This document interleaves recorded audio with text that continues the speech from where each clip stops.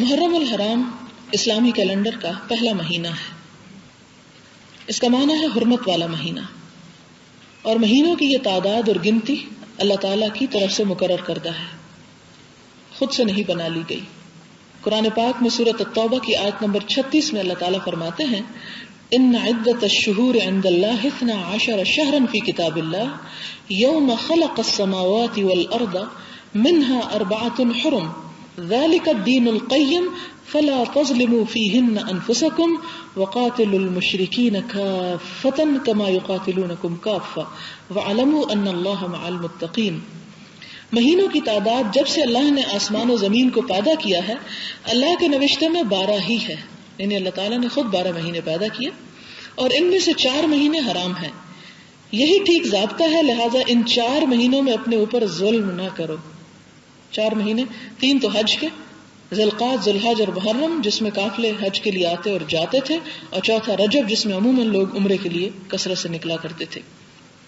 ظلم نہ کرو یعنی گناہ نہ کرو، ایک دوسرے کے ساتھ زیادتی نہ کرو، قتل و غارت نہ کرو، جنگ و جدل منع ہے اس میں، اور مشرکوں سے سب مل کر لڑو جس طرح وہ تم سے مل کر لڑتے ہیں، اور جان رکھو کہ اللہ متقیوں ہی کے ساتھ ہے. یعنی اگر حرام مہینوں میں وہ تم سے لڑائی کرے تو تم بھی ان کے ساتھ پھر جواب دو گے. محرم کا مہینہ جو ہے یہ پہلا مہینہ ہے اور اس کا معنی ہے حرمت والا مہینہ. اور بخاری اور مسلم کی روایت میں آپ صلی اللہ علیہ وسلم نے اپنے حج کے خطبے میں فرمایا کہ زمانہ گھوم گھام کر اپنی اصلیت پر آ گیا ہے.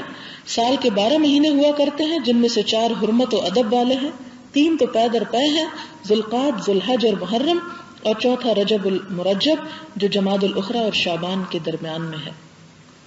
اسلامی سال کی ابتدا محرم الحرام سے ہوتی ہے اور اس مقدس مہینے کی عظمت ابتدائے آفرینش سے ہے. اس کے بارے میں ایک حدیث غنیت الطالبین کے اندر روایت ہوئی ہے جس کا ترجمہ آپ کی خدمت میں پیش کرتی ہوں. اسی ماہ اللہ تعالیٰ نے زمین، آسمان، پہاڑ، سمندر، لوح، قلم، جبریل اور دیگر فرشتوں کو پیدا کیا. اسی ماہ میں حضرت آدم کو پیدا کیا اور ان کی توبہ قبول ہوئی. عاشورہ محرم میں حضرت نوح علیہ السلام کو طوفان سے نجات دی. حضرت ابراہیم علیہ السلام اسی مہینے پیدا ہوئے.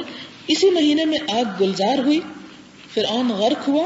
موسیٰ علیہ السلام کو فرعون کے ظلم و تشدد سے نجات ہوئی. حضرت یونس علیہ السلام مچھلی کے شکم سے باہر آئے. اسی مہینے حضرت ادریس علیہ السلام مکان علیہ میں پہنچے. حضرت ایوب علیہ السلام شفا یاب ہوئے. حضرت داؤد علیہ السلام کی توبہ قبول ہوئی. حضرت سلیمان کو سلطنت ملی. اللہ تعالیٰ عرش پر مستوی ہوئے. اسی ماہ میں قیامت آئے گی. یہ خلاصہ ہے اس حدیث کا جو امام عبد القادر جیلانی نے اپنی کتاب میں لکھی ہے صفحہ 676 پر. اسلام سے قبل لوگ عاشورہ محرم کا روزہ رکھتے تھے، پہلے 10 دن روزہ رکھتے تھے اور اس کے خاتمے پر عید کی طرح خوشی مناتے تھے. اسلام کے بھی ابتدائی دنوں میں عاشورہ محرم کا روزہ فرض تھا. رمضان کے بعد اس کی فرضیت تو ختم ہو گئی لیکن مستحب ہونے کا درجہ اب بھی باقی ہے. بخاری اور مسلم کی روایت ہے حضور صلی اللہ علیہ وسلم جب مدینہ تشریف لے گئے تو یہودیوں کو عاشورہ محرم کا روزہ رکھتے ہوئے دیکھا تو فرمایا تم اس دن روزہ کیوں رکھتے ہو؟ انہوں نے جواب دیا کہ یہ ہماری نجات کا دن ہے. اس دن اللہ تعالیٰ نے بنی اسرائیل کو فرعون سے نجات دلائی. تو موسیٰ علیہ السلام نے شکریہ کا روزہ رکھا. آپ نے فرمایا حضرت موسیٰ علیہ السلام کے ساتھ ہم تم سے زیادہ موافقت رکھتے ہیں، اس لیے آپ نے خود بھی روزہ رکھا اور صحابہ کرام کو بھی روزہ رکھنے کا حکم دیا.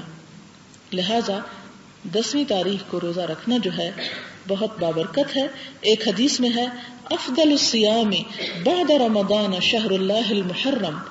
مسلم کی روایت ہے کہ رمضان المبارک کے بعد اللہ تعالیٰ کے نزدیک سب سے افضل ترین روزہ محرم کا روزہ ہے، یعنی 10ویں محرم کا روزہ.